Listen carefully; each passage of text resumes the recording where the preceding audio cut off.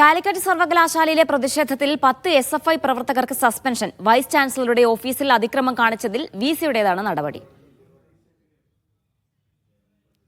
സലാം മുഹമ്മദ് വിശദാംശങ്ങൾ നൽകാൻ. സലാം, ആർക്കൊക്കെയാണ് സസ്പെൻഷൻ? കൂടുതൽ വിവരങ്ങൾ എന്താണ്?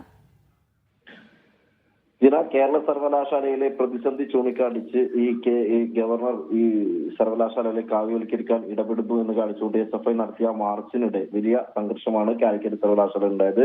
കഴിഞ്ഞ 8-ാം തീയതിയാണ് ഈ മാർച്ച് സംഘടിപ്പിച്ചത്. ഇതിൽ ഈ വിസിയുടെ ചേംബറിലേക്ക് തള്ളിക്കയറാനും ആ രീതിയിൽ അഡ്മിനിസ്ട്രേറ്റീവ് ബ്ലോക്കിലേക്ക് കടക്കാനും ഒക്കെ തന്നെ പ്രവർത്തകർ ശ്രമിച്ചിരുന്നു. ഇതിനിടെ വലിയ നാശനഷ്ടങ്ങൾ ഉണ്ടായി എന്നുള്ളത് കാണിച്ചുകൊണ്ടും കൂടാതെ വിസിയുടെ ഓഫീസിൽ പ്രശ്നങ്ങൾ ഉണ്ടാക്കി എന്ന് കാണിച്ചുകൊണ്ടുമാണ് ഇപ്പോൾ 10 SFI പ്രവർത്തകർക്ക് സസ്പെൻഷൻ കൊടുത്തിരിക്കുന്നത്. ഇതിൽ SFI സംസ്ഥാന കമ്മിറ്റി അംഗം മുഹമ്മദ് സാദിഖ് ഉൾപ്പെടെയുള്ള 10 SFI പ്രവർത്തകരെയാണ് അന്വേഷണ വിധേയമായി ഇപ്പോൾ സസ്പെൻഡ് ചെയ്തിട്ടുള്ളത്. നേരത്തെ ഈ SFIയുടെ ഈ സമരത്തിന്റെ ഭാഗമായി ഇവിടെ പരീക്ഷാ ഭവനിൽ ജോലി ചെയ്തിരുന്ന ജീവനക്കാർക്ക്, അതായത് കോൺഗ്രസ് ലീഗ് അനുഭാവ സംഘടനകളിൽ പ്രവർത്തിക്കുന്ന ജോലി ചെയ്തിരുന്ന ജീവനക്കാർക്കും വലിയ മർദ്ദനമേറ്റിരുന്നു. ഇതിന്റെ ദൃശ്യങ്ങളും പുറത്തു വന്നിരുന്നു. അതിൽ തുടർന്ന് ഇവർക്കെതിരെ, അതായത് ജീവനക്കാരെ മർദ്ദിച്ച SFI പ്രവർത്തകരുടെ നടപടി ആവശ്യപ്പെട്ട് MSFും KSUവും ഈ സമരവുമായി യൂണിവേഴ്സിറ്റിയിലെത്തുകയും ചെയ്തിരുന്നു. അതിന് പിന്നാലെയാണ് ഇപ്പോൾ ഈ സമരങ്ങളുടെ ഭാഗമായി ഉണ്ടായ അക്രമ സംഭവങ്ങളിൽ ഈ 10 SFI പ്രവർത്തകരെ സസ്പെൻഡ് ചെയ്യാനുള്ള നടപടി വിസി കൈക്കൊണ്ടിരിക്കുന്നത്.